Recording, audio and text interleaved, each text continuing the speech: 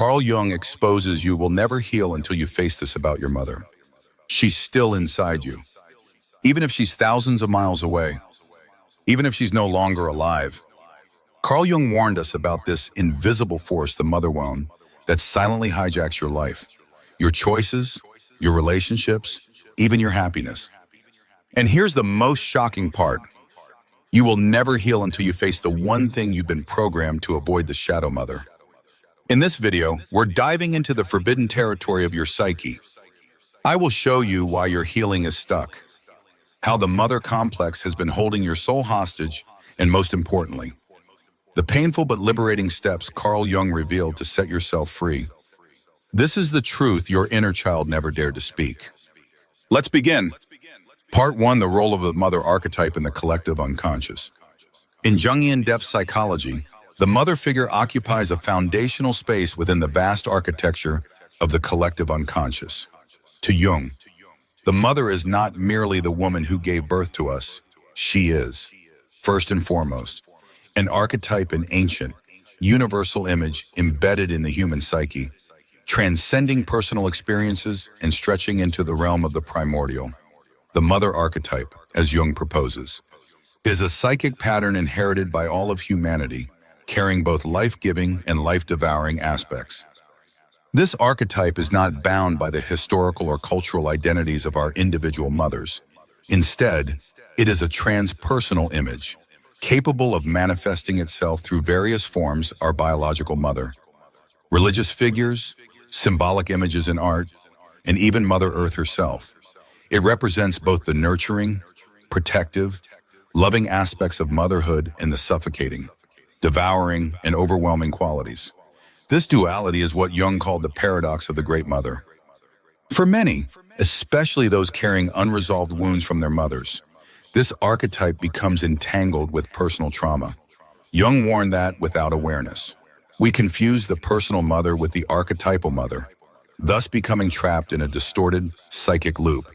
This is where many individuals unknowingly reenact childhood pain through adult relationships, endlessly searching for nurturing or approval while simultaneously fearing abandonment or engulfment. The dual face of the mother archetype. Jung described the mother archetype as ambivalent, both good and evil, creative and destructive, nourishing and annihilating. In myths, this is represented by goddesses like Kali, who brings both life and death. In dreams, she might appear as a gentle maternal figure offering comfort, or as a monstrous creature that swallows the dreamer whole. This archetype is bipolar by nature, and when the psyche becomes imbalanced, favoring one pole while repressing the other, it leads to psychological fragmentation. Individuals who only see their mother or the mother figure as wholly good or wholly bad are caught in a projection trap, unable to separate their inner psychic reality from the external world. Why you can't heal until you see this. Jung argued that true healing of the mother wound can only occur when we recognize that our relationship with our mother is not solely personal, but deeply archetypal. This means that many of the wounds we think our mother inflicted on us were not simply individual actions, but expressions of a deeper, ancestral pattern rooted in the collective unconscious. When you view your mother only through the lens of your personal experiences, her failures, her neglect, her suffocation, you remain trapped in the ego's narrow narrative. But when you step into the symbolic realm, you begin to see her as a vessel through which the ancient forces of the mother archetype express themselves, both in their nurturing and destructive aspects. This shift in perception is radical, but essential. It allows the psyche to move from blame to understanding, from personal suffering to archetypal awareness. Without this shift, healing remains superficial, limited to cognitive or emotional levels, never penetrating the deeper structures of the unconscious where the mother archetype resides. The danger of identifying only with the personal mother. Jung warned that over-identifying with the personal mother leads to psychic entrapment. In such cases, the mother becomes the prison of the ego, keeping the individual in a state of perpetual childhood, dependency, and victimhood. He observed that those who refuse to see the archetypal dimension of the mother often struggle with chronic resentment toward the mother figure, idealizing the mother to an unhealthy degree. denying her flaws, repeating toxic relational patterns, attracting partners who replicate the emotional wounds of the mother, projecting the rejected aspects of the mother archetype onto others, e.g., bosses, authority figures, spiritual leaders, continuing the cycle of unconscious entanglement. In Jung's words, where love reigns, there is no will to power, and where power predominates. Love is lacking. The one is the shadow of the other. The mother wound, when unacknowledged, festers in the unconscious and becomes a hidden force, driving behaviors, sabotaging growth, and distorting one's relationship with femininity, nurturance, and creation itself. The personal mother as the first mirror of the self. It is crucial to understand that the personal mother is the first mirror through which the child encounters the self in the world. The way the mother responds to the child's needs, emotions, and expressions becomes internalized as the child's first experience of being seen, valued, and loved or rejected, ignored, and invalidated. Jung described this phase as the mother complex, where the child's developing ego is profoundly shaped by the quality of the early relationship with the mother. When the mother is emotionally unavailable, intrusive, or neglectful, the child often internalizes these experiences as proof of their own inadequacy or unworthiness. This internalized voice of the rejecting or smothering mother does not disappear with age. It becomes part of the individual's inner landscape, silently dictating how they view themselves, their worth, their body, their right to take up space, to speak, to succeed, or to love. Unless the individual becomes conscious of this internalized mother image, they will unconsciously continue to relive these patterns, seeking healing from external figures or remaining stuck in cycles of self-sabotage and self-rejection. The mother wound is a collective inheritance. Jung emphasized that the mother wound is not just a personal issue, it is a transgenerational, collective inheritance. The unresolved pain of the mother is often passed down from one generation to the next.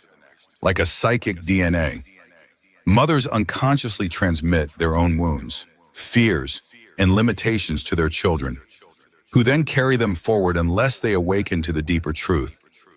This is why Jung insisted that healing the mother wound is not about fixing the mother, but about transforming the relationship with the inner mother image, the complex of memories, associations, feelings, and projections that live within the psyche. He wrote, "The greatest burden a child must bear is the unlived life of the parents. To heal, we must confront not only our personal story, but the ancestral stories embedded within us, to break the unconscious repetition of suffering." Mother as earth, as nature, as unconscious itself. Jung also connected the mother archetype to broader, cosmic symbols, the earth, nature, the great unconscious. When we have a distorted relationship with the mother archetype, we often project it onto these larger systems, feeling alienated from the earth, exploiting or fearing nature, being afraid of the unconscious, viewing it as chaotic, dangerous, and overwhelming, rejecting the feminine principle within ourselves and society, leading to an over-identification with the masculine, rational, and controlling aspects of the psyche. Thus, the personal mother wound becomes a reflection of a collective split between humanity and the great Mother Earth, nature, the unconscious. The cost of remaining blind to the archetypal mother. When the mother wound remains unacknowledged at the archetypal level, the cost is immense. Lifelong struggles with identity, self-worth, and belonging. Inability to fully individuate, remaining trapped in the orbit of the mother complex. Chronic dissatisfaction in relationships, careers, and spiritual practices. A disconnection from the inner feminine. Creativity, intuition, and emotional depth. Jung saw this as a psychic illness of our time, modern humans disconnected from their roots, their earthiness, their bodies, and their ancestral lineages, lost in an ego-driven world that denies the power and wisdom of the mother archetype. Final reflection for part 1. Until you recognize that your relationship with your mother is a doorway into the deeper mysteries of the psyche, you will remain stuck at the surface of your wounds, You will try to heal through intellect, through temporary fixes, or by blaming your mother. But none of these paths will lead you into the true inner healing that Jung described as individuation, the process of becoming whole by integrating the unconscious into conscious life. You cannot truly heal until you face the archetypal mother not as your personal mother, but as the vast, mysterious, and powerful psychic force that she is. Part 2, the shadow mother and the psychological imprisonment. In Jungian depth psychology, the shadow mother is one of the most misunderstood and feared dimensions of the psyche. Unlike the nurturing and protective aspect of the mother archetype, the shadow mother represents the devouring, manipulative, and suffocating forces that unconsciously entrap the ego and inhibit its growth toward individuation. Jung observed that the dark aspect of the mother archetype is inescapable because it is embedded within the duality of the archetypal image itself. The failure to consciously confront and integrate the shadow mother results in psychic imprisonment, where the individual becomes stuck in a cycle of unconscious dependence, fear, guilt, and self-sabotage. The shadow mother as a devouring force. The devouring mother is a theme that appears across mythologies and cultures. In Greek mythology, Demeter, the archetype of the nurturing mother, turns into the devouring mother when she refuses to release her daughter, Persephone, into the adult world. In religious symbology, the dragon often symbolizes the consuming mother swallowing heroes who dare to venture outside the protective, yet imprisoning, boundaries of childhood. In psychological terms, the shadow mother appears when the maternal energy overreaches its natural function, when it refuses to allow the child to individuate, to separate, to take their own path. This mother demands loyalty, obedience, and submission, often disguised as love, concern, or sacrifice. The child, trapped in this dynamic, experiences the mother not as a nurturing figure, but as an all-consuming force that threatens to annihilate their emerging self. Psychological manifestations of the shadow mother's control. According to Jung, the influence of the shadow mother is rarely direct. It is subtle, covert, and deeply ingrained in the unconscious. Some of the most common ways it manifests in adult life include chronic self-doubt and self-criticism, internalized from the mother's controlling voice, fear of autonomy and independence, paired with an unconscious longing for safety and approval. Patterns of self-sabotage whenever success or individuation begins to occur. Choosing partners or authority figures who replicate the energy of the devouring mother controlling. Manipulative or emotionally suffocating. An overwhelming sense of guilt or betrayal when attempting to create boundaries or assert the self. Jung emphasized that the shadow mother feeds on the individual's fear of abandonment and their unconscious belief that they cannot survive without the mother's approval or control. The invisible chains of psychological infantilization. Perhaps the most damaging effect of the shadow mother is the psychological infantilization of the adult self. Jung warned that many individuals, especially those with unresolved maternal wounds, remain psychologically dependent on the mother's energy well into adulthood. This dependence is not always literal. Many people physically separate from their mothers, but remain psychically entangled. They live in fear of their mother's disapproval or rejection, even if she's no longer present. Their choices, relationships, careers, and self-image remain unconsciously shaped by the need to conform to the mother's unspoken expectations. This is the prison of the infantilized ego, which Jung described as a regressive state where the adult self refuses to grow, preferring the comfort of the familiar, even when it is suffocating or abusive. The tragic comfort of the known. Jung argued that the psyche often prefers the known hell to the unknown freedom. The shadow mother represents that known hell, predictable, familiar, and paradoxically, comforting in its oppression.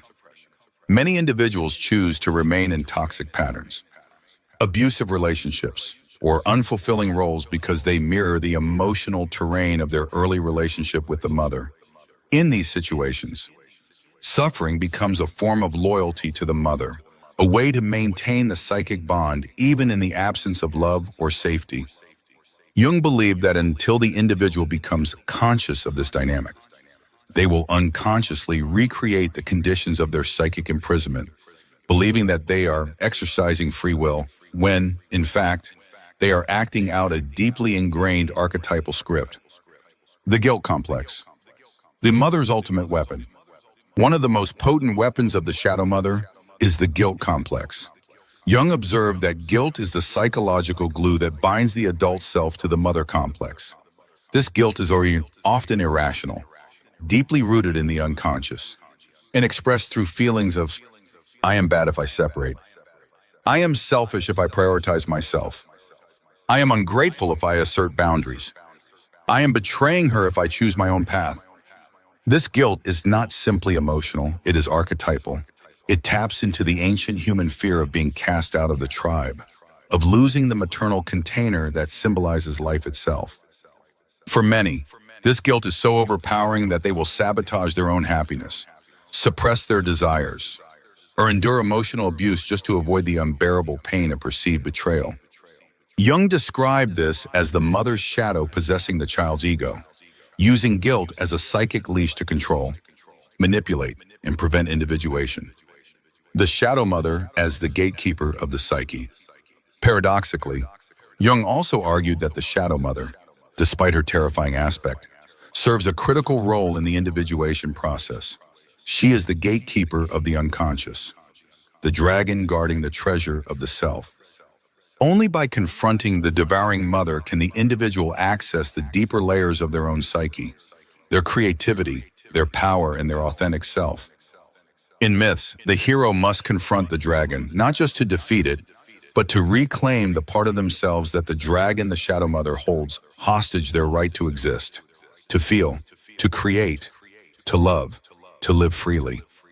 Thus, Jung believed that the shadow mother must not be destroyed, but integrated, her power acknowledged, her darkness confronted, and her control over the ego consciously relinquished. Confronting the shadow mother in the inner world. Jung encouraged individuals to engage in active imagination and inner dialogue with the shadow mother figure. This process involves visualizing the devouring mother as an internal figure, engaging in a conscious dialogue, expressing anger, fear, grief, or resentment, listening to the shadow mother's voice, understanding her fears, her wounds, her distorted love, acknowledging the child's rage and pain without judgment, reclaiming the right to exist independently, without guilt or fear. This process is not easy. It requires courage, honesty, and the willingness to face uncomfortable truths about both the mother and the self. The psychological death and rebirth. Confronting the shadow mother is, in essence, a psychological death and rebirth. It is the death of the dependent child and the birth of the autonomous adult self. Jung warned that this process is often accompanied by profound inner turmoil, depression, existential crisis, and grief. The old structures of the psyche crumble, leaving the ego vulnerable, naked, and disoriented. But it is precisely through this dark night of the soul that the individual emerges reborn as a sovereign self, free from the mother's psychic dominion, capable of forging their own path and embodying their authentic identity. Conclusion for part 2. The shadow mother is not an enemy to be destroyed, but a force to be integrated. She represents the unhealed, unloved, and unacknowledged aspects of both the personal and archetypal mother within the psyche. Until the individual confronts her, they will remain imprisoned in unconscious patterns of dependence, fear, and guilt. But when they do, they unlock the gate to the deeper treasures of the self, their autonomy, creativity, and wholeness. This confrontation with the shadow mother is not only personal healing, it is a spiritual initiation into the deeper mysteries of the soul and the archetypal forces that shape our human journey. Part 3, the internal mother imago, the silent dictator within. In the architecture of Jungian depth psychology, the internal mother imago is perhaps one of the most elusive yet potent psychic forces shaping the adult psyche. Jung described this phenomenon as the internalized image or representation of the mother figure that becomes embedded in the unconscious mind, often remaining untouched by conscious awareness. While the biological mother may age, pass away, or physically leave one's life, The internal mother imago persists as an autonomous psychic entity. It operates as a silent dictator, subtly influencing behaviors, beliefs, emotional patterns, and relational dynamics, often without the individual recognizing its pervasive grip. The birth of the internal mother imago. From the earliest moments of life, the mother or primary caregiver becomes the child's first relational mirror.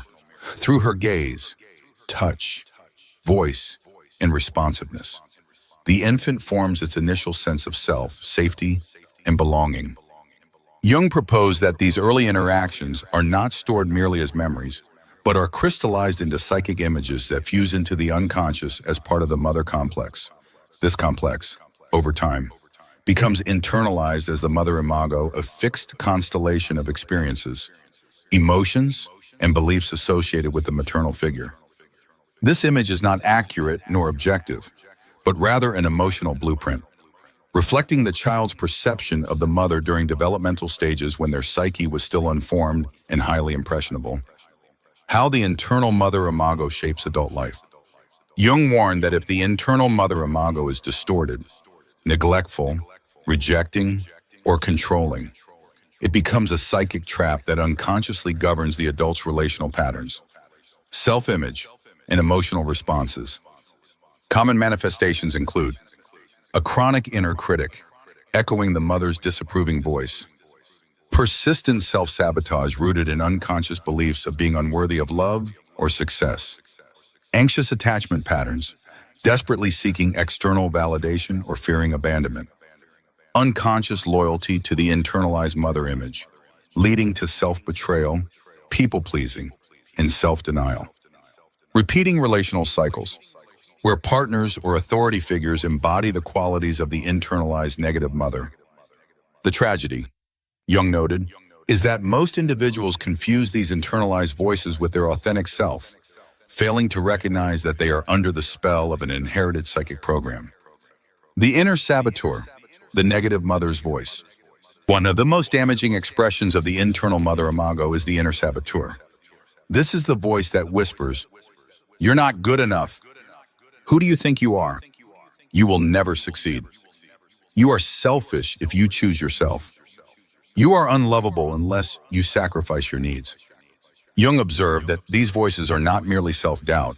They are the projected remnants of the mother complex operating autonomously within the psyche, undermining the ego's attempts at growth, creativity, and individuation. These voices are often insidious and persistent, appearing in moments of vulnerability, transition, or success, times when the emerging self is most exposed and fragile. Projection of the mother imago onto external figures. Jung stressed that unless the internal mother imago is made conscious, individuals will project this psychic figure onto others, especially partners, authority figures, spiritual leaders, and even friends. This projection is unconscious and automatic, resulting in expecting partners to provide the unconditional love or acceptance the individual never received from the mother, reacting with disproportionate rage, fear, or neediness when the projected figure fails to meet these impossible demands. Attracting partners who mirror the qualities of the internalized negative mother, emotionally unavailable, critical, controlling, or manipulative. Submitting to oppressive authority figures, mistaking their dominance for the safety of the maternal container. Jung described these projections as sticky and emotionally charged, making it extremely difficult for the individual to differentiate between the real person and the internal image being projected onto them. The internal mother as a psychic vampire. In extreme cases, the internal mother imago becomes a psychic vampire, draining the individual's life force, creativity, and autonomy. This manifests as chronic exhaustion or depression, a paralyzing fear of making mistakes or being judged, inability to make decisions without overwhelming guilt or fear of punishment, emotional numbness, dissociation, or a pervasive sense of futility. Jung warned that this psychic vampire thrives in the shadows, feeding off the individual's unconscious allegiance to the mother complex, which was formed in childhood but continues to dominate the adult self unless consciously confronted. The paradox of loyalty and betrayal. One of the most painful aspects of the internal mother imago is the paradoxical loyalty it demands from the individual. Even when the mother figure was neglectful, abusive, or emotionally absent, the child internalizes a sacred obligation to remain loyal to her image, often by sabotaging their own success, staying small, invisible, or unthreatening, choosing suffering as a way to honor the mother's pain, avoiding individuation, fearing that becoming autonomous is a betrayal. Jung saw this as the archetypal wound of the rejected or devoured child, who believes that by remaining in the mother's orbit, either through fantasy, guilt, or self-sacrifice, they can eventually win her love, approval, or recognition. But this is an illusion, for the internal mother imago is a fixed psychic structure, not a living, evolving relationship. The more the individual seeks to appease it, the deeper they fall into self-abandonment and psychic fragmentation. Healing the internal mother. Imago, the path of conscious separation. Jung asserted that healing requires a conscious and symbolic separation from the internalized mother figure, not merely a physical distancing from the biological mother. This involves naming the mother imago, recognizing its presence as an internal figure distinct from the self, engaging in active imagination, allowing the internal mother to appear in dreams, art, or dialogue, expressing repressed emotions, including rage, grief, and longing, toward the internal mother image, creating psychic boundaries, affirming the self as separate, sovereign, and capable of self-parenting, reclaiming projections, recognizing when others are being burdened with the expectations meant for the mother figure. Jung warned that this process is not linear, nor gentle. It often triggers intense emotional upheaval, existential loneliness, and an identity crisis. But he emphasized that these are necessary deaths of the old psychic structures, clearing the space for the birth of a more authentic self. The integration of the positive mother archetype. While confronting the negative mother imago is essential, Jung also stressed the importance of reclaiming the positive aspects of the mother archetype nurturance: compassion, intuition, creativity, and receptivity. This is not about idealizing the mother or denying her flaws. Rather, it is about rebuilding an inner nurturing presence that supports the ego's growth, independent of the wounded mother complex. This might involve cultivating inner self-talk that is kind, supportive, and empowering, connecting with archetypal representations of the good mother in myths, dreams, or spiritual practices, engaging in creative expressions that honor the feminine principle within the self, establishing rituals of self-care, nourishment, and emotional validation.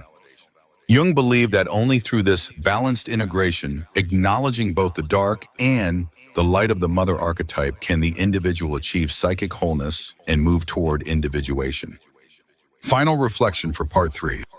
The internal mother imago is not merely a memory or an emotion. It is a living, autonomous force within the unconscious, capable of dictating the course of a life until it is made conscious. To heal, one must embark on the courageous journey of confronting this inner figure, dismantling its tyranny, grieving what was lost, and reclaiming the power to mother oneself. This is not just a psychological task, it is a spiritual initiation, a rite of passage into adulthood, sovereignty, and authentic selfhood. As Jung wrote, we do not become enlightened by imagining figures of light, but by making the darkness conscious. And in the realm of the mother complex, the darkness begins with the shadow mother and the internal mother imago, hidden in the deepest chambers of the soul. Part 4, Separation and the Necessity of the Independent Ego. Carl Jung believed that one of the most essential and most painful tasks in human psychological development is the process of separating from the mother complex in order to establish a sovereign, independent ego. He argued that this is not merely a biological or social milestone, but a deep spiritual and archetypal journey that defines the individuation process itself. Jung understood that unless an individual symbolically separates from the mother and the mother imago within, they remain trapped in a state of psychological fusion, where the boundaries between the self and the mother, or what she represents, are blurred. distorted, or entirely absent. The psychological necessity of separation. From a Jungian perspective, the process of psychological separation is not an act of rebellion, rejection, or hatred toward the mother, but an act of claiming one's psychic autonomy. Without this separation, the ego cannot establish its distinct center of consciousness. The individual remains embedded in the mother complex, acting out roles of the obedient child, the victim, or the pleaser. True individuation, becoming the unique self, is impossible. Jung compared this separation to a second birth. While the biological birth frees the child from the mother's body, the psychological birth frees the individual from the gravitational pull of the mother complex, allowing them to emerge as a conscious, autonomous being capable of self-direction. Why separation is often avoided. Despite its necessity, this separation is often fiercely resisted both by the mother or the internalized mother imago in the individual. Jung outlined several reasons for this resistance. 1. Fear of annihilation. The individual fears that separating from the mother will lead to abandonment, rejection, or existential emptiness. 2. Guilt and betrayal. There is a deep archetypal belief that separation equals betrayal of the mother's love, sacrifice, or pain. 3. Comfort and familiarity. Remaining in the orbit of the mother complex provides a predictable, albeit suffocating, safety. 4. Cultural reinforcement. Many societies reinforce loyalty to the family system at the expense of the individual's psychological development. Jung emphasized that these resistances are not purely personal, but are rooted in the collective unconscious, making the task of separation both profoundly personal and universally human. The child in the adult's body, the unseen epidemic. Jung warned that without conscious separation, many adults remain psychologically infantilized, regardless of their age, accomplishments, or social status. These individuals may continuously seek approval, validation, or permission from parental figures. Fear taking risks, making decisions, or asserting themselves. Repress their own desires in favor of meeting the expectations of others. Struggle with guilt or self-punishment whenever they attempt to step outside the roles imposed by the mother complex. Jung described these patterns as the child archetype hijacking the adult ego, creating an inner split where the adult self is unable to fully embody its power, authority, and responsibility. The hero's journey of separation. Jung saw the act of separating from the mother complex as a hero's journey, requiring immense courage, perseverance, and faith. In myths, this journey is often symbolized by the hero leaving the safety of the mother's womb, the village, the family, the known world, confronting the dragon, the shadow mother, venturing into the dark forest, the unconscious, facing tests and trials that strip away the false self, emerging reborn as a sovereign individual, carrying the treasure of self-knowledge. Jung argued that this journey cannot be avoided, delayed, or bypassed without severe consequences to the psyche. When the individual refuses the call to separate, they risk stagnation, depression, or existential despair. Projection of the unfulfilled mother complex onto others. Living a life dictated by fear, obligation, or unconscious loyalty. The psychological death of the child. Jung described this process of separation as a psychological death and rebirth. The child self, the one who needed the mother for survival, must symbolically die so that the adult self can be born. This death is often accompanied by intense grief and mourning for the childhood that was lost or never fully lived. Rage and anger toward the mother and toward oneself for the perceived abandonment or betrayal. Despair and hopelessness as the old structures of identity crumble. Existential loneliness as the individual stands on the threshold of the unknown. Jung warned that this is a sacred and necessary initiation, and that many individuals, unable to endure the pain of this death, regress back into the comfort of the mother complex, postponing their own evolution indefinitely. The fear of the empty space. One of the most terrifying aspects of separation is the encounter with the psychic void, the empty space left behind when the mother complex is dismantled. Jung wrote that the psyche abhors a vacuum, and unless the individual consciously fills this space with their own authentic values, desires, and identity, the old mother imago will quickly reoccupy it. This is why Jung insisted that separation is not enough. It must be followed by the active building of the independent ego, grounded in self-awareness, self-responsibility, and self-nurturance. The emergence of the sovereign ego. When the individual successfully navigates the death of the child and the dismantling of the mother complex, what emerges is the sovereign ego, an ego that is no longer enslaved by the unconscious demands of the mother imago, but is capable of making decisions based on inner authority rather than external approval, accepting the burdens and privileges of freedom, cultivating self-trust, self-validation, and self-compassion, engaging in relationships from a place of mutual respect rather than neediness or unconscious projection, embracing uncertainty, ambiguity, and the creative chaos of life. Jung believed that this is the true birth of the adult self, and that without it, no genuine individuation can occur. The spiritual dimension of separation.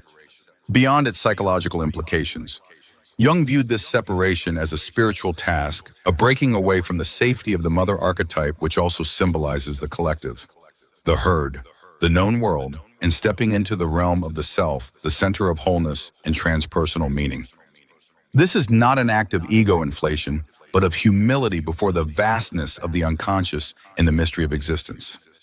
The individual who separates from the mother complex becomes a vessel for the deeper forces of life, able to create la victoire and contribute from a place of inner freedom rather than unconscious compulsion. The role of ritual and symbolic acts. Jung recognized that separation is often aided by rituals, symbolic acts, and intentional practices that mark the transition from child to adult. These might include creating art, writing, or rituals that express the death of the child's self, engaging in dream work to confront the mother figures in the unconscious, establishing new boundaries with the biological mother or family system, seeking out mentors, communities, or practices that support individuation rather than reinforce dependence, actively choosing to mother oneself, providing the love, care, and protection that were absent or distorted in childhood. Jung emphasized that these acts are not selfish or rebellious, but sacred rites of passage, necessary for the emergence of the authentic self.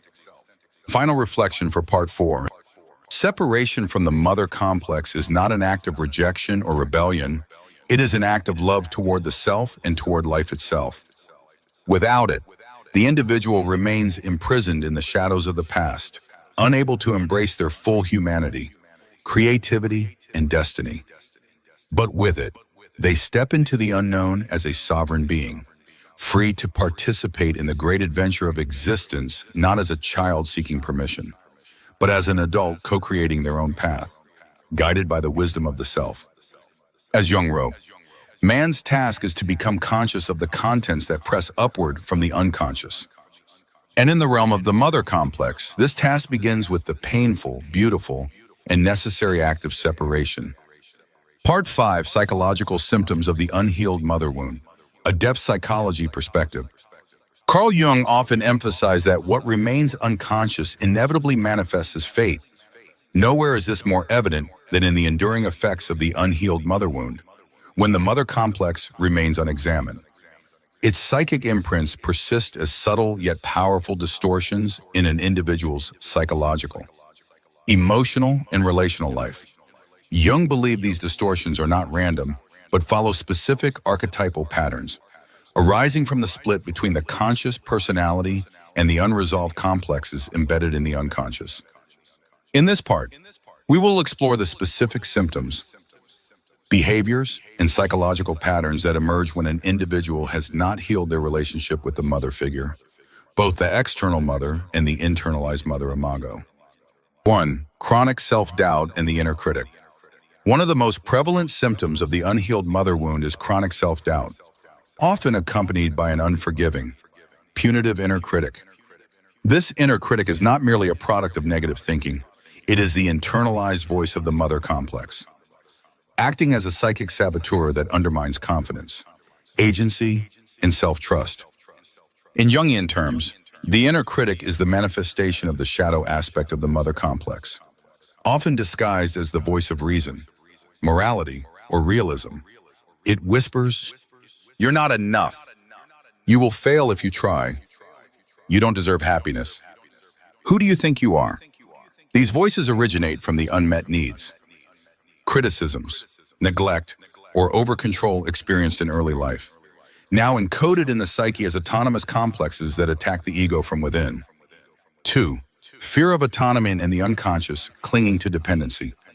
Jung recognized that individuals with unresolved mother wounds often display a deep ambivalence toward autonomy, while consciously yearning for independence. They unconsciously fear it, perceiving it as dangerous, lonely, or even as a betrayal. This fear can manifest as inability to make decisions without excessive consultation, fear of success as it threatens the internal loyalty to the suffering mother image, sabotaging personal growth to maintain psychic dependency, remaining in infantilizing relationships, workplaces, or social systems. Jung described this as a regression to the mother archetype, where the individual seeks the safety of the maternal container at the expense of their individuation journey. Emotional guilt and the inherited shame complex. One of the most insidious symptoms of the unhealed mother wound is a pervasive, archetypal guilt, a psychic remnant of the belief that separating, growing, or succeeding equals betraying the mother. This guilt is not rational. It emerges from the primitive layers of the unconscious, where the ego still believes that its survival depends on the mother's approval. Symptoms include feeling guilty for wanting happiness or abundance, self-punishing behaviors whenever experiencing joy or success, believing that suffering is a form of loyalty to the family or mother's pain, unconsciously rejecting opportunities for growth, fearing they will make the mother feel inadequate or abandoned. Jung identified this pattern as an entanglement with the unlived life of the parent, where the child inherits the mother's unresolved shame, failures, or unfulfilled dreams, carrying them forward as a form of unconscious loyalty. 4. Self-abandonment and people-pleasing patterns. Jung argued that the mother complex often programs the ego to self-abandon in favor of pleasing others, particularly when the mother used guilt, withdrawal, or disapproval to manipulate the child's behavior. As adults, these individuals often struggle to say no or set healthy boundaries, overfunction in relationships, taking on the role of caretaker, fixer, or savior, prioritize others' needs over their own, even to the point of self-sacrifice, feel anxiety, shame, or fear when attempting to assert themselves. Jung saw these behaviors as symptoms of an ego still trapped in the role of the obedient, compliant child, unable to claim its own desires, needs, or voice. 5. Attracting relationships that mirror the mother complex. Perhaps one of the most painful patterns that emerges from the unhealed mother wound is the compulsion to attract relationships that recreate the emotional dynamics of the mother complex. These relationships often involve partners who are emotionally unavailable, critical, controlling, or needy. Situations where the individual feels unseen, unloved, or unworthy. Repetition of relational trauma, even when consciously desiring healthy connections. Jung explained that the psyche seeks to heal unresolved wounds by recreating them externally, hoping for a different outcome. However, unless the individual becomes conscious of the projection, they will remain trapped in these cycles, confusing the partner's behavior with the unresolved energy of the internalized mother. Imago. 6. Persistent feelings of not enoughness. A deep, pervasive belief of "I am not enough" is a core wound that emerges from an unhealed relationship with the mother. This belief often shows up as perfectionism, overachievement, or workaholism as compensatory mechanisms. Chronic dissatisfaction with oneself, one's body, or one's life. Fear of being rejected, abandoned, or criticized. Reluctance to celebrate personal victories, dismissing them as not good enough. Jung described this as the wound of the rejected inner child, abandoned by the idealized mother figure, now projecting that rejection onto themselves and their life. 7. Block creativity and fear of self-expression. In Jungian psychology, the mother archetype is deeply connected to the principle of creation, birth, and nurturance. When the mother wound remains unresolved, the individual's creative life is often blocked, distorted, or suffocated. Symptoms include fear of expressing oneself authentically, fearing judgment or ridicule, creative paralysis, having ideas but never acting on them, over-identifying with the inner critic, dismissing creative impulses as childish, naive, or impractical, avoidance of visibility, success, or recognition. Jung saw this as the psyche's identification with the devouring aspect of the mother archetype, where the individual unconsciously fears that stepping into their creative power will provoke the mother's wrath, jealousy, or abandonment. 8. Somatic symptoms and psychosomatic illnesses. Jung noted that unresolved complexes, particularly those as potent as the mother complex, often manifest through the body when left unintegrated.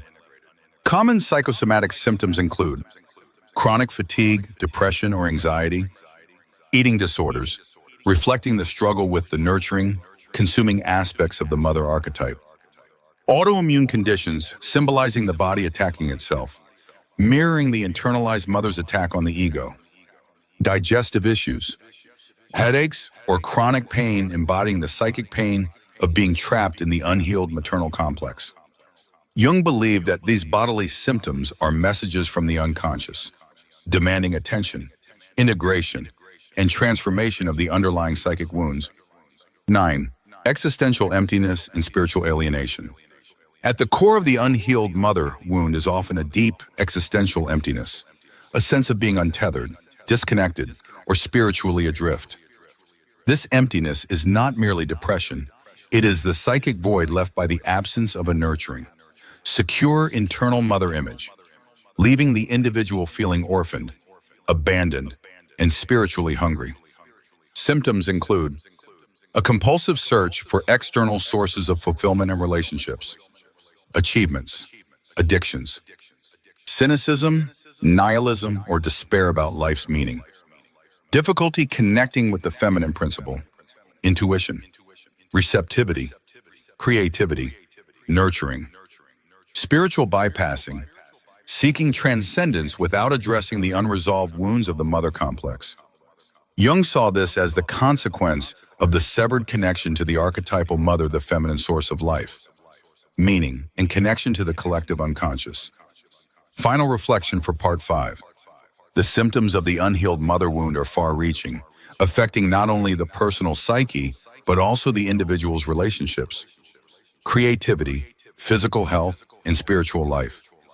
Jung emphasized that these symptoms are not signs of personal failure, weakness, or pathology, but expressions of a deeper archetypal wound that must be consciously confronted, understood, and integrated. Healing is not about blaming the mother, but about reclaiming the projections, dismantling the internalized mother imago, and reparenting oneself from a place of compassion, sovereignty, and self-responsibility. As Jung taught, what remains unconscious will continue to direct your life until you make it conscious. And in the realm of the mother wound, the cost of unconsciousness is profound, a life lived in the shadows of inherited wounds, unfulfilled potentials, and unlived dreams. But once made conscious, these wounds become doorways to individuation, wholeness, and spiritual liberation. Part 6, Embracing the Shadow Mother, a ritual of inner transformation. In the framework of Jungian depth psychology, the confrontation with the shadow mother is not a therapeutic option. It is an existential necessity for those seeking individuation and inner freedom.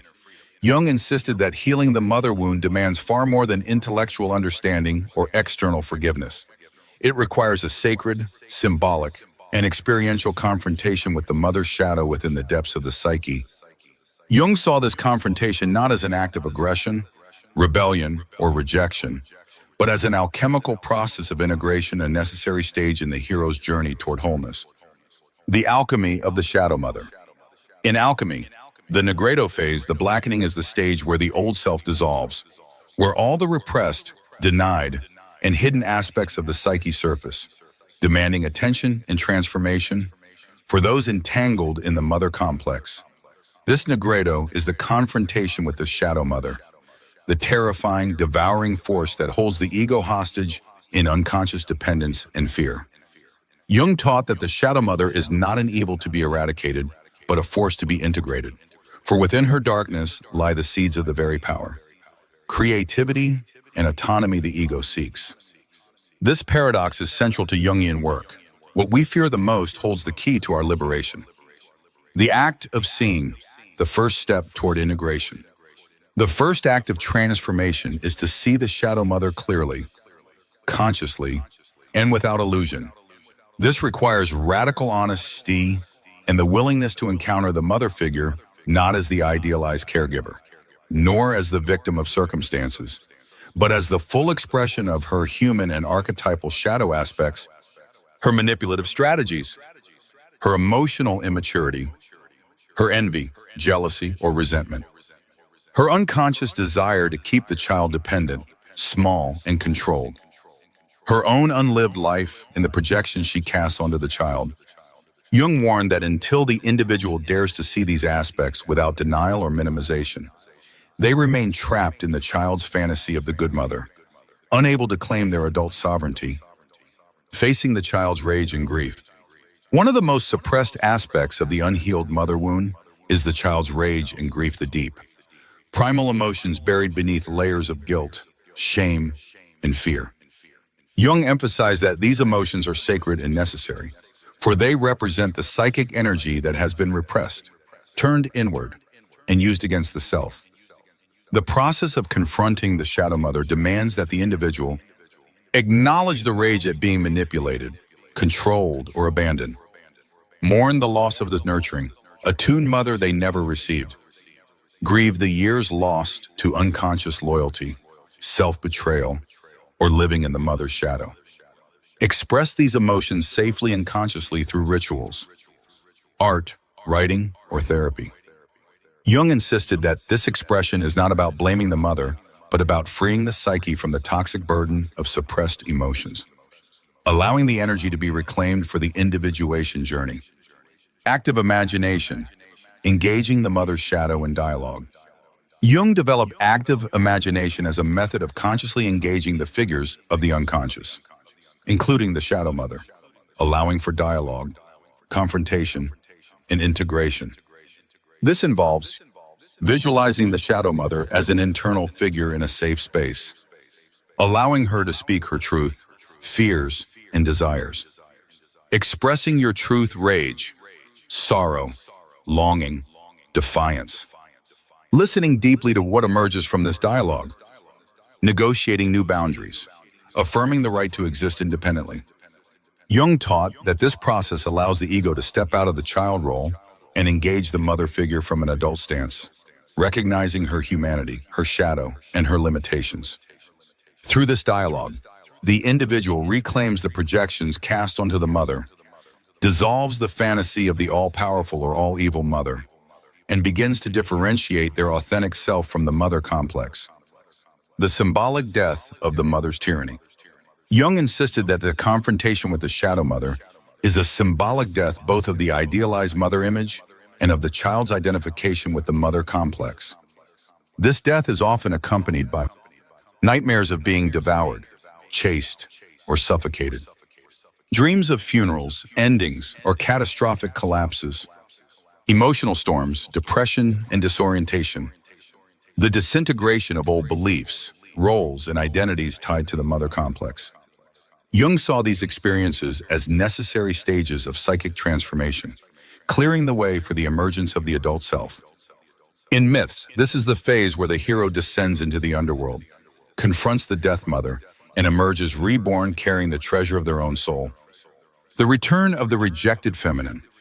For Jung, the shadow mother also represented the rejected feminine within the individual, the parts of the psyche associated with intuition, emotion, sensuality, receptivity, and creativity that were denied. shamed, or suppressed due to the mother's own wounds. By confronting the shadow mother, the individual opens the door to reclaiming these exiled aspects, integrating them into their conscious life, trusting their intuition without fearing punishment, embracing their creative impulses without self-criticism, honoring their emotional truth without shame, allowing pleasure, joy, and beauty into their lives without guilt. Jung believed that this reclamation of the feminine is essential for wholeness, especially in cultures dominated by patriarchal values that reinforce the split between the mother and the self. Rituals of transformation and liberation. Jung understood that symbolic rituals are powerful tools for marking the transition from the mother's psychic dominion to the individual's autonomy. These might include writing letters to the mother, whether alive or not, expressing all unspoken truths, then burning or burying them as an act of release. Creating art that embodies both the darkness and the light of the mother archetype. Performing rituals of self-initiation, declaring independence from the mother complex. Honoring the lost inner child, committing to reparent them from the adult self. Establishing sacred practices of self-care, creativity, and inner nurturance. Jung emphasized that these rituals serve as thresholds between the old self and the emerging, individuated self, giving the unconscious a container to process the profound psychic shifts occurring. The emergence of compassion, seeing the mother as human. Once the shadow mother has been confronted, mourned, and integrated, a new relationship becomes possible, not necessarily with the biological mother, but with the archetypal image of the mother within the psyche. Jung taught that at this stage, the mother can be seen not as a god, a monster, or a victim, but as a flawed, wounded, and limited human being. The individual can release the fantasy of receiving what the mother was incapable of giving. True compassion can arise not as a moral obligation, but as an organic expression of seeing both the mother and oneself through the lens of shared humanity. This compassion is not about excusing harm or denying boundaries. It is about freeing oneself from the chains of resentment, bitterness, or longing, allowing the heart to open to life, love, and connection in new, healthier ways. Final reflection for part 6. The confrontation with the shadow mother is one of the most terrifying and liberating journeys of the human psyche. It requires immense courage to face the darkness within, to grieve what was lost, and to stand as an adult in the face of ancestral wounds. Jung believed that this confrontation is not the end, but the threshold of individuation. For only when the mother's shadow is integrated can the individual step fully into the arena of life, carrying the treasure of their reclaimed soul. As Jung wrote, there is no coming to consciousness without pain. But on the other side of this pain lies freedom, the freedom to live, love, create, and die as oneself, no longer bound by the inherited chains of the mother complex. Part 7. Forgiveness is not the goal. Inner freedom is. In the paradigm of Jungian depth psychology, forgiveness is often misunderstood, misapplied, and overemphasized as the ultimate goal of healing the mother wound. Jung, however, approached the concept from a radically different perspective. He believed that the goal of inner work is not forgiveness as an external, moral act, but rather the liberation of the individual from the unconscious chains of the mother complex. Jung argued that authentic healing is not contingent upon forgiving the mother in a conventional sense. Instead, it is about reclaiming one's own psychic sovereignty, differentiating the self from the mother's projections, wounds, and shadow, and stepping into the full ownership of one's life. The pitfalls of conventional forgiveness. In many spiritual or therapeutic circles, forgiveness is framed as the noble, final step of healing. However, Jung warned that this approach can often serve as a bypass, a defense mechanism used to avoid the deeper, more painful work of confronting the mother complex itself. Symptoms of premature or superficial forgiveness include claiming to have forgiven the mother while still feeling resentment, guilt, or longing, using forgiveness as a way to avoid feeling the child's rage, grief, and betrayal, forgiving out of spiritual obligation rather than authentic inner readiness, confusing forgiveness with reconciliation, compliance or continued self-abandonment. Jung believed that these patterns often reinforce the ego's identification with the good child role, maintaining the unconscious loyalty to the mother complex rather than dismantling it. Forgiveness as an inside job, releasing the internalized mother. From Jung's perspective, the real work is not directed outward toward the mother as an external figure, but inward toward the internalized mother imago, which continues to dominate the psyche long after the mother is gone or distant. Thus, forgiveness, if it emerges at all, is a byproduct of the inner alchemical process of confronting, integrating, and releasing the mother's shadow within. This means dissolving the psychic projections that keep the mother larger than life, whether idealized or demonized. Releasing the child's identification with the victim, the abandoned one or the unloved one. Breaking the unconscious agreements of loyalty, suffering, and self-betrayal. Reclaiming the authority to define one's own worth, meaning, and purpose. Jung asserted that when this process unfolds authentically, forgiveness is no longer something that must be forced, performed, or intellectualized. It becomes an organic, silent, and private release within the soul, freeing the individual from the burden of carrying the mother's unfinished story. Compassion beyond forgiveness. Jung differentiated forgiveness from compassion, noting that compassion arises naturally from the soul when the wounds have been tended, the rage expressed, and the grief honored. This compassion is not directed only toward the mother, but also towards the inner child who suffered under the weight of the mother complex. The adult self who perpetuated these patterns out of unconscious loyalty, the ancestral lineages that pass down these wounds, the collective human condition, where every person carries archetypal wounds inherited from their family and culture. Jung emphasized that compassion is not a moral obligation, but a fruit of deep psychological and spiritual work, arising from the realization that all human beings, including our mothers, are prisoners of their own unconsciousness until they choose to wake up. The myth of the perfect resolution. Jung cautioned against the fantasy that healing the mother wound will result in perfect closure, reconciliation, or mutual understanding with the biological mother. He understood that in many cases, the mother may never acknowledge her harm, wounds, or limitations. The mother may remain defensive, rejecting, or unavailable. The relationship may continue to be strained, distant, or severed. Jung argued that this external outcome is secondary to the inner liberation, which is fully within the individual's control, regardless of the mother's behavior. He insisted that waiting for the mother's change, apology, or validation is an unconscious strategy to avoid taking full responsibility for one's own healing journey, keeping the ego trapped in a state of arrested development. The deconstruction of the false self. One of Jung's most profound insights was that the unhealed mother wound creates a false self, a persona constructed to gain the mother's approval, love, or recognition. This false self is often the good daughter or son, the overachiever, the caretaker, the people pleaser, the invisible one, the obedient one, the one who sacrifices their desires for the mother's comfort.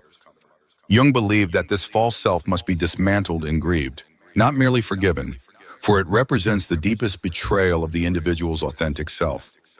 As the false self dissolves, the individual may experience a void where their old identity used to reside, a crisis of meaning, as their life no longer revolves around the mother's expectations, fear of annihilation, as the old psychic structures collapse. Jung described this as the sacred chaos of the individuation process, where the ego must endure the temporary disintegration of its old forms to allow the deeper self to emerge. Inner freedom as the true goal. For Jung, the ultimate goal is not forgiveness, but inner freedom, the freedom to be oneself, to create one's own meaning, to choose one's own values, and to live from the center of the self rather than the remnants of the mother complex. This freedom is characterized by no longer needing the mother's approval, validation, or understanding. No longer defining oneself through the lens of the mother's narratives or projections. No longer reacting from the wounded child, but responding from the empowered adult. No longer carrying the burden of the mother's unlived life or unmet needs. Jung taught that this freedom is not granted by the mother, society, or even by the therapeutic process it is claimed, step by courageous step, through the individual's commitment to their own inner work. The sacred rage and the sacred grief.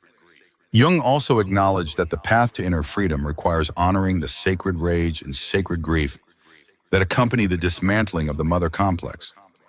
This includes validating the rage as a natural response to betrayal, abandonment, or control, allowing the grief to flow fully, mourning not only the mother's failures but also the childhood that was lost or stolen, creating rituals or sacred spaces where these emotions can be witnessed, expressed, and integrated. Jung emphasized that these emotions are not obstacles to forgiveness, they are the gateways to inner liberation. For only when the suppressed energy is released can the psyche reorganize around the self rather than the mother complex. Forgiveness as a byproduct, not a goal. In the final stages of this work, Jung believed that forgiveness, if it arises at all, will come not from the ego but from the deeper self as a spontaneous act of grace, humility, and surrender. It is quiet, private, without drama or performance, without the need for the mother to know, approve, or reciprocate. This kind of forgiveness is not an event, but an ongoing, internal posture of releasing the past, reclaiming one's projections, and choosing to live forward, free from the chains of inherited suffering. Final reflection for Part 7. In Jungian depth psychology, forgiveness is not the prize, it is the byproduct of inner freedom achieved through the painful, courageous, and sacred journey of confronting and integrating the mother shadow. Jung taught that true healing is not about making peace with the mother, it is about making peace with oneself, reclaiming the exiled parts of the psyche, and stepping fully into the sovereignty of the individuated self. As Jung wrote, only the man who can consciously assent to the power of the shadow within himself can overcome it. And in the realm of the mother wound, assenting to the shadow means no longer waiting for forgiveness to set you free, but choosing to free yourself from the inside out. Part 8, the rebirth of the self, emerging beyond the mother wound. In Jungian depth psychology, the healing of the mother wound is not an endpoint, but a sacred threshold, a death and a rebirth of the self that redefines the individual's entire psychic architecture. Carl Jung insisted that only by confronting, grieving, and integrating the mother complex can the individual step into the authentic territory of the self, a psychic birth that transcends the roles, identities, and projections inherited from the mother and the collective family system. Jung described this as a psychological metamorphosis, where the old ego shaped by the mother complex must dissolve to make way for the emergence of a sovereign, individuated self. The collapse of the false ego structures. As the mother wound is confronted, the false ego structures built on loyalty, fear, guilt, and survival strategies begin to collapse. Jung warned that this phase is often experienced as an identity crisis, where the individual no longer recognizes themselves, their desires, or their life direction. Common symptoms include disorientation and confusion about one's values, beliefs, and purpose, a sense of emptiness where the old roles and narratives once resided, fear of stepping into the unknown without the familiar psychic scaffolding of the mother complex, a void where the old definitions of self used to live. Jung described this as the necessary chaos of the Negredo phase in alchemy, the blackening, where the old self is symbolically dissolved to create space for the new. The emergence of the authentic self. Once the grip of the mother complex has been dismantled, a new self begins to emerge, not one dictated by external approval, inherited roles, or unconscious projections, but by an inner compass aligned with the self. Characteristics of this reborn self include a grounded sense of inner authority, independent of the mother's validation, the ability to make decisions based on one's own truth, values, and desires, an expanded capacity for self-nurturance, self-parenting, and emotional regulation, freedom from the compulsions to please, rebel against, or punish the mother, a new orientation toward life that is creative, generative, and rooted in the present rather than the wounds of the past. Jung saw this as the birth of the sovereign adult, capable of inhabiting their own life fully, with the freedom to love, create, fail, succeed, and relate from a place of inner fullness rather than unconscious deficit. Rewriting the internal narrative. A critical task of this rebirth is rewriting the internal narrative of the self, previously shaped by the mother complex and its distortions. This involves reclaiming the right to define who you are, what you value, and what you desire. Releasing the inherited stories of unworthiness, guilt, or insufficiency. Creating new conscious narratives that honor the complexity, resilience, and beauty of the emerging self. Celebrating the parts of the self that were exiled, repressed, or shamed under the mother's psychic dominion. Jung believed that this narrative rewriting is a radical act of individuation, allowing the individual to step out of the familial, cultural, and archetypal scripts and author their own myth, establishing new boundaries with the internal and external mother. Following this rebirth, the individual must establish and maintain clear boundaries with both the internalized mother imago and the external mother figure.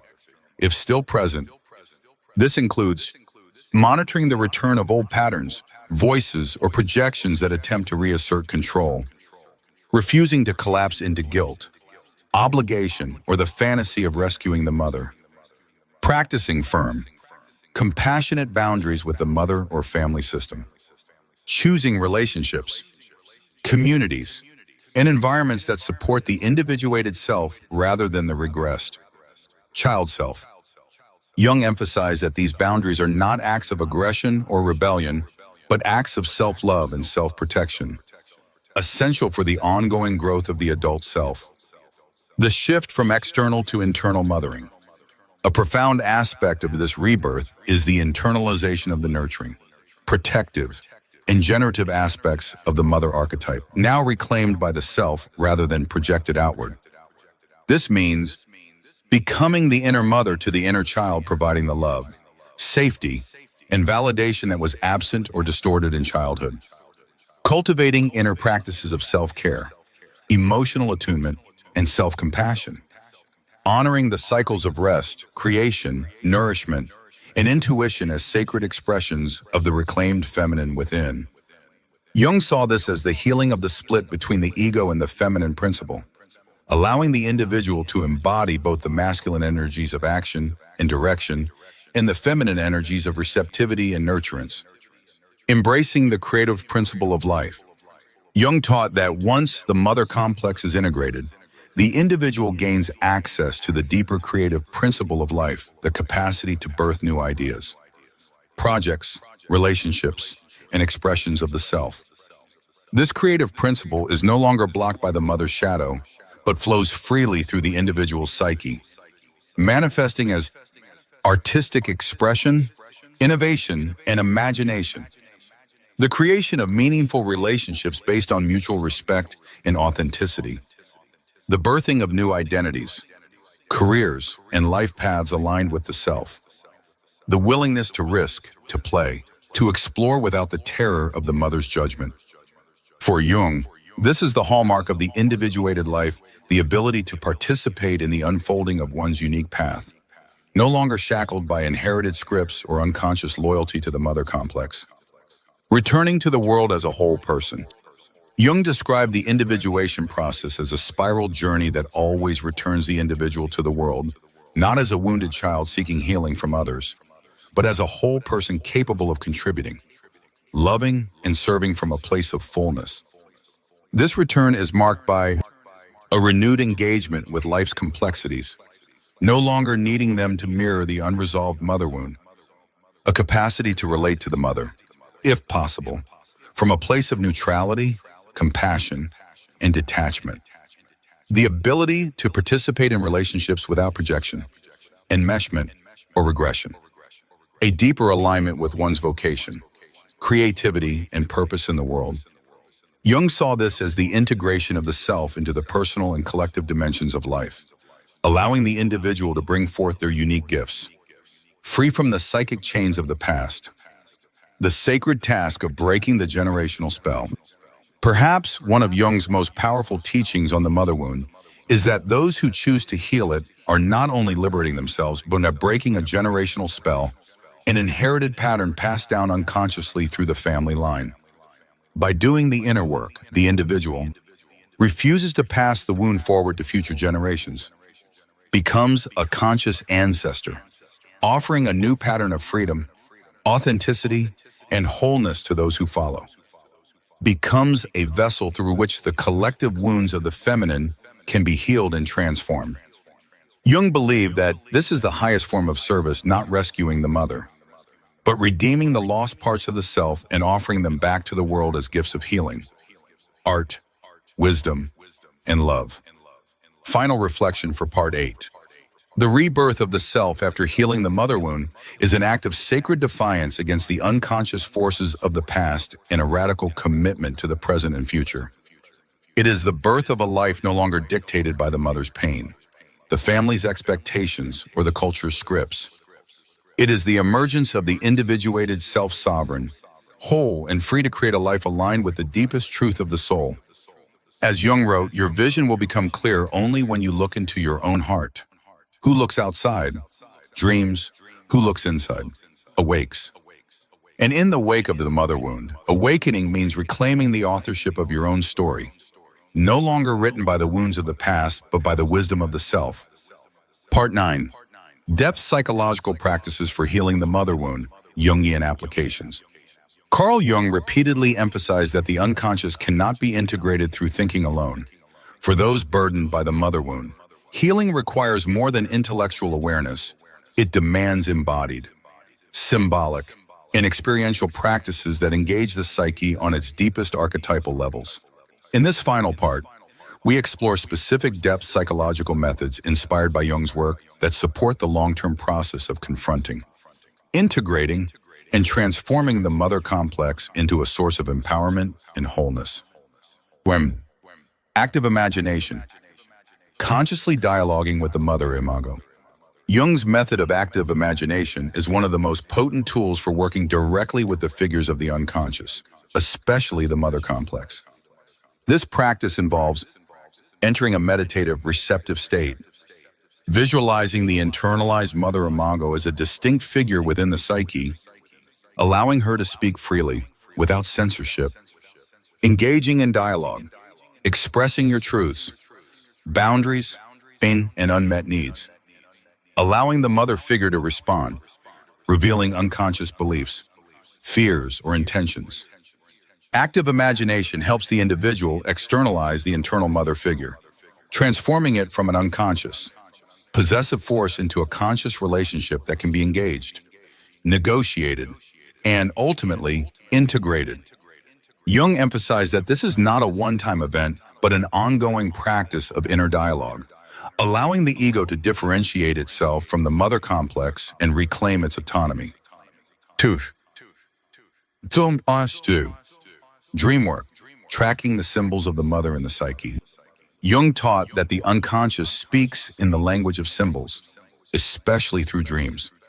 Individuals working with the mother wound will often encounter dreams filled with the mother in various guises, nurturing, rejecting, devouring, seductive, or punishing. Symbols of the great Mother Earth, water, caves, womb-like spaces, or goddesses. Nightmares of suffocation, entrapment, or abandonment. Jungian dream work involves recording dreams diligently, identifying patterns, motifs, and emotional tones related to the mother figure, exploring both the personal and archetypal meanings of these symbols, using active imagination to engage with dream figures, continuing the dialogue in waking consciousness, tracking the evolution of mother-related symbols over time, noting shifts that reflect the psyche's integration process. Jung saw dream work as a dialogue between the ego and the unconscious, where the mother wound can be explored, honored, and gradually transformed into symbols of healing and empowerment. 3. Shadow work, owning the rejected aspects of the mother and the self. Jungian healing demands a fierce willingness to confront the shadow, the disowned, repressed, and denied aspects of both the mother and the self. This includes acknowledging the parts of the mother that you rejected, idealized, or demonized, Recognizing your own internalized shadow mother, the inner critic, the controller, the manipulator. Owning the ways you have acted out the mother's patterns in your own relationships. Exploring your own hidden envy, rage, or desire to control as inherited aspects of the mother complex. Jung emphasized that the goal is not to judge these parts, but to integrate them, reclaiming their energy, wisdom, and power for conscious use. This integration allows the individual to move beyond simplistic dualities of good or bad mother, stepping into a more nuanced, compassionate, and whole relationship with the feminine principle within, or symbolic rituals, enacting the death and rebirth of the self. Jung believed that symbolic acts are essential for marking the psychic transition from child to adult, from fusion with the mother complex to individuation. Rituals might include writing a letter to the mother expressing all unspoken truths, then burning it as an act of release. Creating a personal altar, honoring the phases of death, grief, and rebirth. Performing a ritual burial of objects representing the old self trapped in the mother complex. Celebrating a symbolic rebirth day, marking the emergence of the sovereign self. Jung taught that these rituals create containers for the unconscious, allowing the psyche to process and integrate profound shifts that cannot be addressed through words alone. 5. Body-centered practices, reclaiming the embodied feminine. The mother wound is not only psychological but also somatic, stored in the body as tension, fear, numbness, or dissociation, especially in those who experienced emotional neglect or enmeshment. Jung encouraged practices that ground the individual in their own body, helping them reclaim the feminine principle of embodiment, including mindful movement, dance, or yoga focused on reconnecting with the body's wisdom. Somatic therapy to release trauma stored in the body from early attachment wounds. Practices that honor the body's rhythms, needs, and pleasures as sacred acts of self-nurturance. Grounding techniques that anchor the self in the here and now, rather than regressing into the psychic orbit of the mother complex. Reclaiming the body as an act of defiance against the mother's psychic invasion and a celebration of the self's right to inhabit its own physicality with sovereignty and joy. 6. Art, journaling, and creative expression. Jung viewed creative expression as a direct channel to the unconscious, providing a safe space for the exploration, expression, and integration of complex emotions related to the mother wound. Practices might include drawing or painting the mother complex and its various faces, journaling conversations with the internal mother imago, writing stories, poems, or myths that retell the personal narrative of the mother wound, allowing for new endings.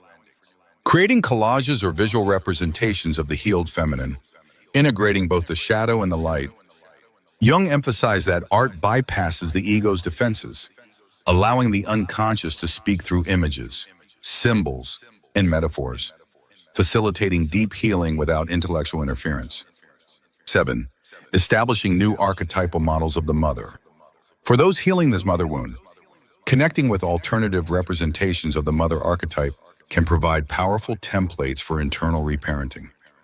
This might involve exploring myths, stories, and spiritual traditions that offer images of the nurturing, empowering, and generative mother.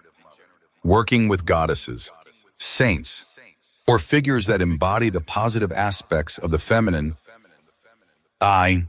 Demeter, Kuan Yin, Isis, the Virgin Mary. Cultivating a relationship with the earth as the Great Mother, engaging in rituals that honor her cycles, rhythms, and wisdom. Jung saw this as an archetypal correction, allowing the psyche to experience new images of the mother beyond the wounded. Personal imago. 8. Long-term psychotherapy, holding the space for transformation. Jung acknowledged that the depth of the mother wound often requires long-term therapeutic work, ideally with a practitioner grounded in depth psychology. Attachment theory, or trauma-informed care. Therapy provides a holding environment where the old patterns can be witnessed, challenged, and dissolved. A corrective relational experience where the individual can practice new ways of relating beyond the mother complex. A container for processing the waves of grief, rage, and disorientation that arise as the old self dies and the new self emerges. Jung believed that the therapeutical relationship itself becomes a vessel for the alchemical process of transformation, allowing the individual to internalize a new, nurturing presence that supports the birth of the individuated self. 9. Embodying the healed self in daily life.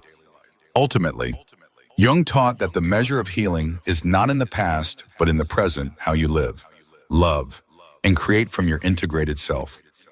This includes making daily choices aligned with your own truth, not the inherited patterns of the mother complex. Honoring your needs, desires, and boundaries without guilt. Building relationships that reflect your healed self, rather than your wounded child. Participating in the world as a creator, not a victim of the past. Committing to ongoing self-reflection, shadow work, and soul tending as lifelong practices. Jung believed that this embodiment is the true fruit of individuation, the capacity to live forward, consciously, creatively, and courageously. No longer enslaved by the mother complex, but in sacred partnership with the self. Final reflection for Part 9. Carl Jung's approach to healing the mother wound is a lifelong pilgrimage into the depths of the unconscious, a heroic descent into the dark, messy, and sacred territories of the psyche where the old self must die for the new self to be born. This work is not linear, tidy, or quick. It is sporadic, demanding patience, humility, and fierce devotion to the truth of one's own soul. Jung's legacy reminds us that healing the mother wound is not about fixing the mother, but about liberating the self from the mother's psychic dominion, reclaiming the exiled parts of the psyche, and stepping into the fullness of life as an embodied, creative, sovereign being. As Jung wrote, individuation does not shut one out from the world, but gathers the world to itself. And in the aftermath of the mother wound, this gathering is an act of radical love for oneself, for one's ancestors, and for the world that awaits the gifts of the healed, individuated self. Now you know the truth Jung tried to warn us all about. The greatest prison is not outside of you, it's inside your psyche. And for many, that prison still wears the face of their mother. This isn't about blame, it's not about fixing the past. It's about daring to confront the unconscious forces that have been scripting your life in the shadows. It's about facing the shadow mother within and reclaiming your right to exist, to love, to create, to be free. Remember, as Jung said, until you make the unconscious conscious, it will direct your life and you will call it fate. So today, you have a choice. Will you continue to live someone else's story? Or will you finally claim the pen and write your own? If this message spoke to something deep inside you, don't forget to like, subscribe, and share this with someone who needs to hear the truth. See you on the other side of your healing journey.